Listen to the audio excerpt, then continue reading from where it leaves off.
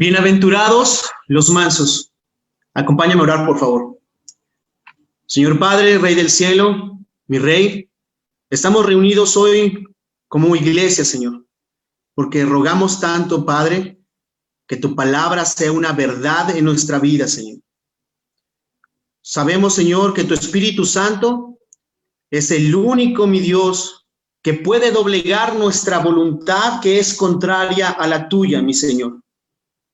Sabemos que tu Espíritu Santo, Señor, es el único que puede destapar nuestros oídos para poder escuchar tu voz, mi Rey. Es por eso que te ruego tanto en esta mañana que tú tomes nuestra mente, nuestro corazón y nuestra voluntad, Dios, y que permita, Señor, que a lo largo de esta predicación nosotros podamos también inclinar nuestro corazón y nuestro deseo hacia tu palabra, mi Rey. Padre, de forma muy personal, te ruego tanto que me cualifiques, que me des la sabiduría necesaria, Señor, para poder transmitir tu palabra con carácter, con valor, Señor. Tú conoces mis debilidades, Padre, pero, Señor, tu misericordia permite cosas sorprendentes. Gracias, Señor, muchas gracias. Bendiga los corazones de mis hermanos, bendiga también a nuestros amigos que hoy se están conectando, Señor. Padre Santo, que sea tu palabra la que nos refresque. En el nombre del Señor Jesús te oramos y te pedimos todo esto. Amén. Mis hermanos, bienvenidos. Muchas gracias a todos. Qué increíble noticia saber que la iglesia se sigue edificando, que Cristo sigue dándonos ayuda, sostén para esos momentos tan complicados. Pues muy bien, en los servicios anteriores tuvimos la oportunidad de exponer una serie de clases que hacen referencia a las bienaventuranzas. Y sabes, muchas cosas salieron a la realidad. Las características que nuestro Señor Jesús menciona en el texto son esencialmente contrarias, antagónicas a la mente de un hombre natural.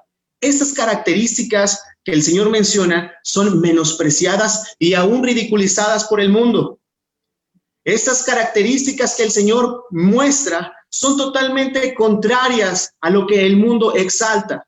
El mundo, en cambio, exalta al soberbio, al orgulloso, aquellos astros que pueden brillar por una luz propia. Pero Jesús dice, bienaventurados los pobres de espíritu, bienaventurados los que lloran. ¿Sabes? Pienso tanto en los pensamientos de Jesús y los pensamientos del mundo son diametralmente opuestos. Cristo dice, bienaventurados los hombres y mujeres que pueden mirar lo profundo de su pecado y que lloran amargamente por su condición interna. Y es por eso que nos lleva hasta este día, para que podamos exponer el día de hoy la tercera bienaventuranza. Es por eso que te voy a pedir, mi amigo, mi hermano, que me acompañes al Evangelio de Mateo en el capítulo 5, versículo 5, por favor. Evangelio de Mateo en el capítulo 5, versículo 5, por favor. Yo voy a estar ocupando la versión de la Reina Valera. Mira, la escritura dice de la siguiente manera: bienaventurados los mansos, porque ellos recibirán la tierra por heredad. Bienaventurados los mansos, porque ellos recibirán la tierra por heredad.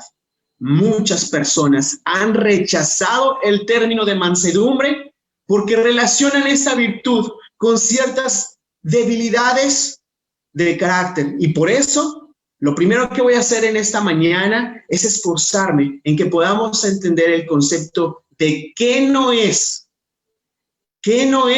un hombre manso. Mira, ¿qué no es ser manso? Alguien débil y cobarde no es un hombre manso. Alguien indolente o diplomático tampoco es un hombre manso. La mejor expresión, el mejor ejemplo que podemos tener de mansedumbre, por supuesto, lo encontramos en nuestro Señor Jesús. Él fue un hombre manso y asimismo no tuvo reparo alguno para poder enfrentarse a la gran oposición que tuvo en su ministerio. Nuestro Señor Jesús no fue alguien indolente. Él sintió, él sufrió y también inclusive lloró por el dolor ajeno. Muchas personas relacionan la mansedumbre con la diplomacia, pero no es así. Alguien diplomático puede ser alguien capacitado, alguien adiestrado académicamente, inclusive puede ser alguien que ha seguido el ejemplo muy de cerca de sus padres, familiares o amigos y se ha capacitado en la diplomacia. Pero la mansedumbre de la cual nos habla la Escritura está muy lejos de ser alguien diplomático. Al contrario, es una gracia divina. Mira lo que dice la Escritura. Gálatas, capítulo 5, versículo del 22 al 23. Mas el fruto del Espíritu es amor, gozo, paz, paciencia, benignidad, bondad, fe, mansedumbre. Mansedumbre. Por lo tanto, podemos entender que la única fuente donde emana la posibilidad para poder ser manso es por medio del Espíritu Santo. Y es ahí donde entendemos que la única manera que lo podemos hacer es creyendo, ser un seguidor fiel de nuestro Señor Jesús. No hay otra manera, no podemos ser mansos de una forma improvisada, no podemos aprenderlo de una manera natural, accidentada, no es así. Esta es la única manera para poder llegar a tener mansedumbre. Es la única manera, mis hermanos. Por lo tanto, englobando lo que acabamos de ver, entendemos ahora qué no es un hombre manso y también de dónde emana la fuente de la mansedumbre. Por lo cual nos lleva a una pregunta. Entonces, ¿qué es ser manso? ¿Qué es mansedumbre? Mira, mansedumbre es poder bajo control. Mansedumbre es poder bajo control.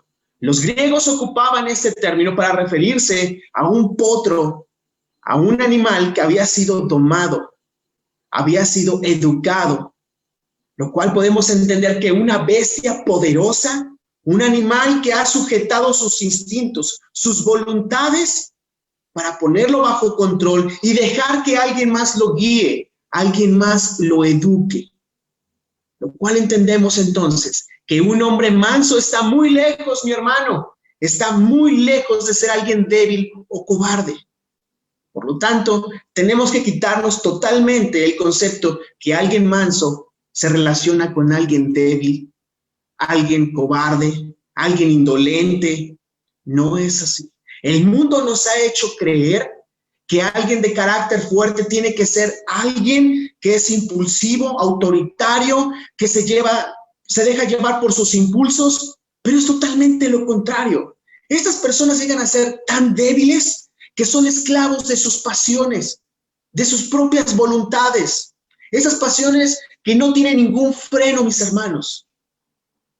Por eso es necesario que necesitamos hoy entender que la fortaleza mayor se relaciona con la mansedumbre. Nosotros vemos un animal que es poderoso, que es agresivo, y cuando lo vemos de una manera educada decimos, mira qué manso es.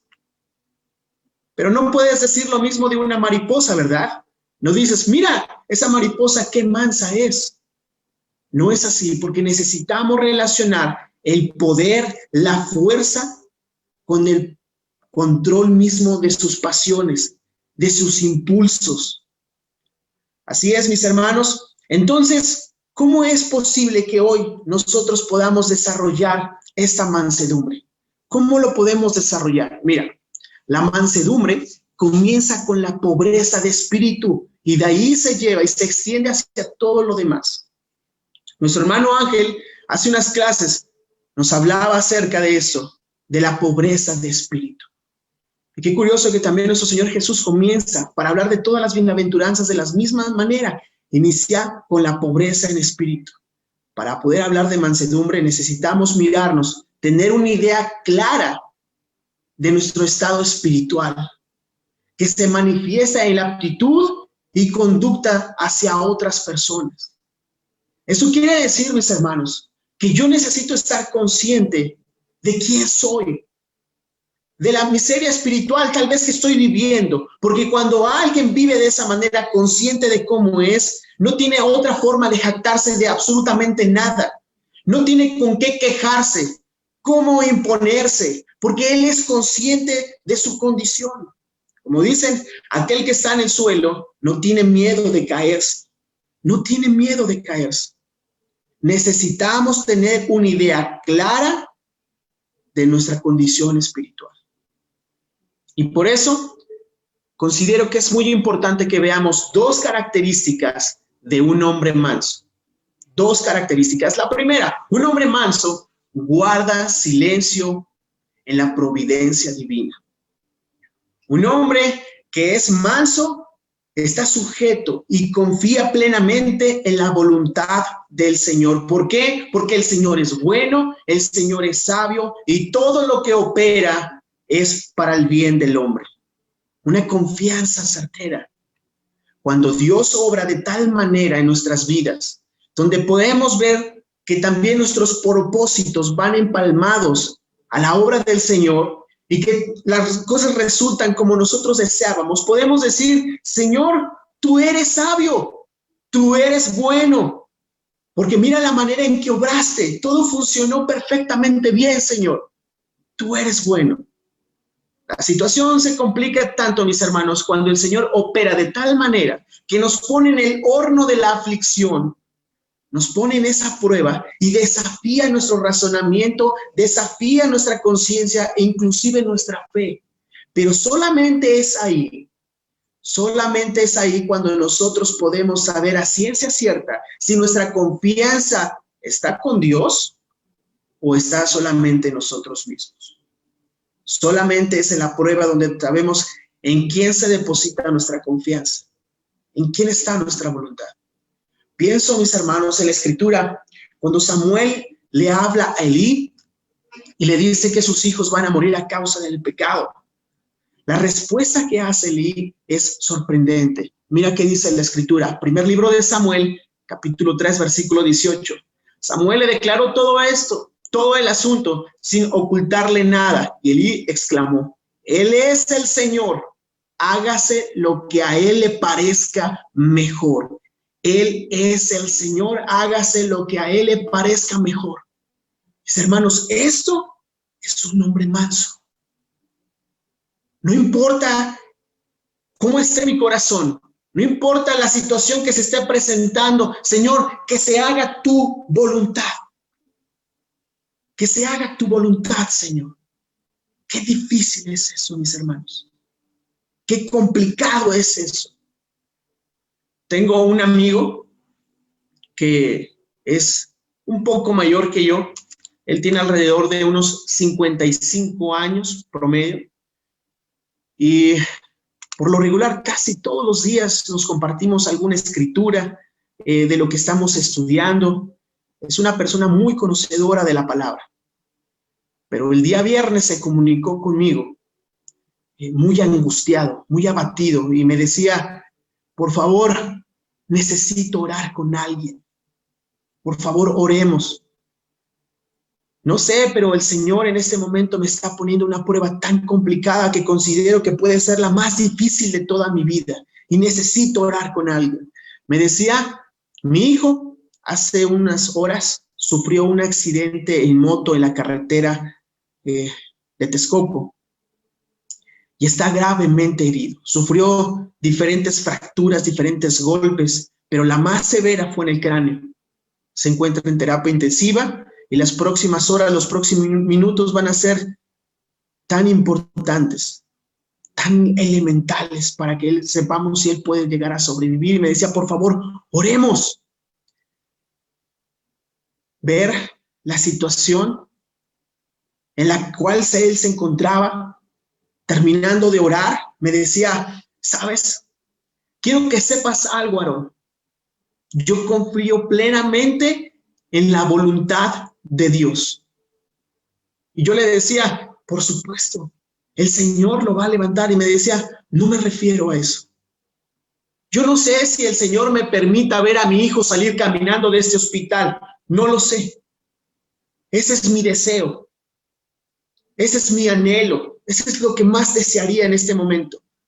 Pero no lo sé. Pero lo que sí sé es que la voluntad de Dios es lo que yo más confío. Es a donde deposito toda mi confianza porque Él es sabio, porque Él es bueno. No sé qué vaya a decidir el Señor, pero confío en que lo que Él decida es lo correcto. Qué complicado, mis hermanos.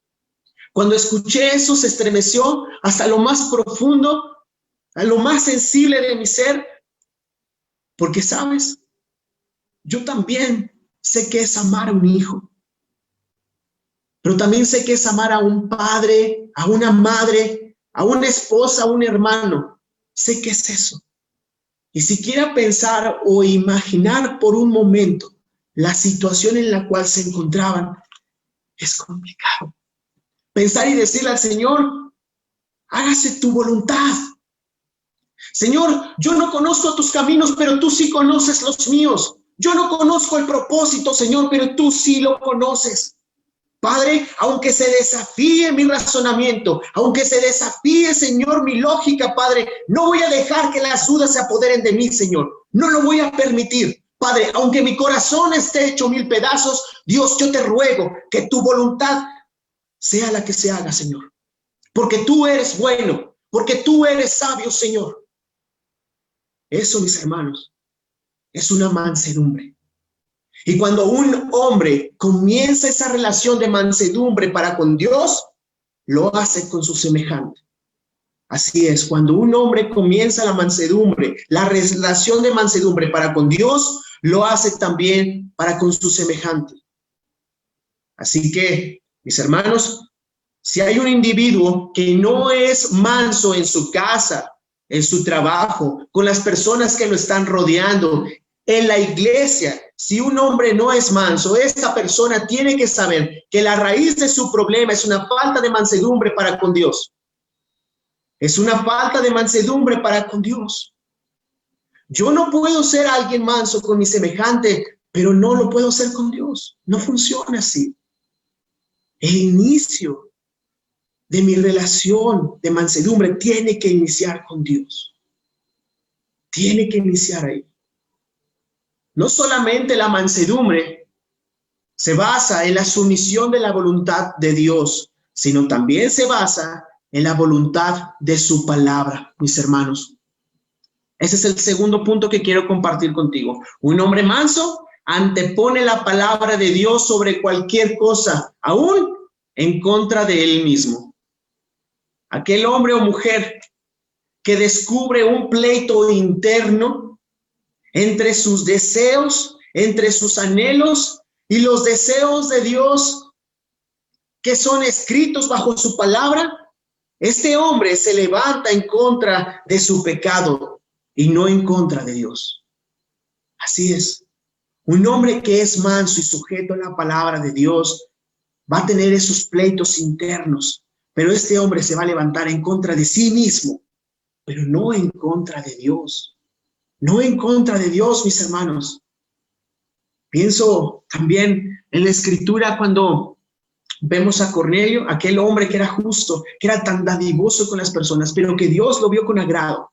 Y de esta manera mandó a Pedro a que fuera a buscarlo y poder evangelizarlo a él y a todos los de su casa.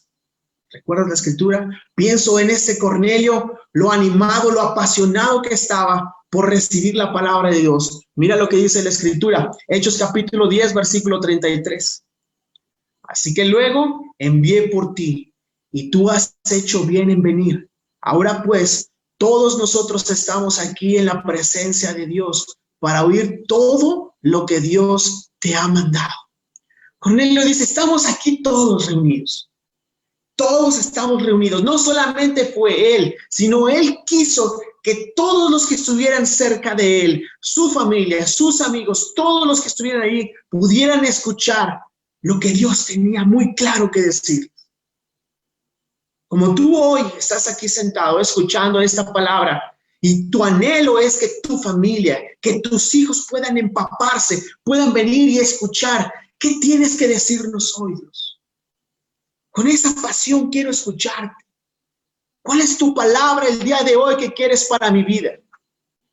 Ese anhelo de Cornelio, esta pasión por poder escuchar su palabra, me impacta tanto, tanto, mis hermanos, ver versículos anteriores, como Pedro hace su entrada y se expresa acerca de Cornelio.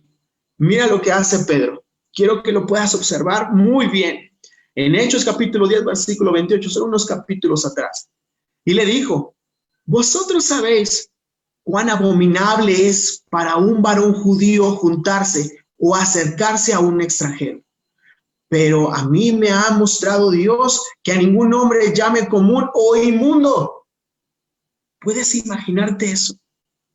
Aquel enviado del Señor que lo primero que diga es, ¿sabes cuál tan abominable es que yo pueda acercarme a un extranjero como tú? ¿Sabes qué abominable es eso? Y que después la respuesta de Cornelio es, estamos aquí todos reunidos. No le importó esa manera de expresarse de Pedro, no le importó esa conducta, él estaba totalmente enfocado en escuchar la palabra de Dios, totalmente enfocado. Sin duda alguna, Cornelio pudo haber dicho, ¿quién te crees que eres tú, Pedro? ¿Por qué te crees superior a mí? ¿Vienes hasta acá? Yo esperaba a alguien que hablara con amor, con paz. Y Pedro, lo que vienes a decirme es un insulto junto a mí y todos los de mi familia. Pero no es así. La expresión de Cornelio es totalmente diferente. Cornelio sabía perfectamente que Pedro era un enviado de Dios. Y lo que Cornelio le dice es, hey, aquí estamos yo, mi familia y mis amigos, todos reunidos para escuchar todo lo que el Señor tiene que decirnos a través de ti. Hasta ahora, Pedro, yo sé una cosa, pero en cuanto escuche la palabra de Dios, te aseguro perfectamente bien que yo voy a cambiar mi forma de ser, yo voy a cambiar mi conducta, Pedro. Así que aquí estoy yo. ¿Qué tienes que decir? ¿Qué tiene el Señor que decir hacia mi vida? Eso, mis hermanos, es un hombre que está sujeto, que es manso a la palabra de Dios.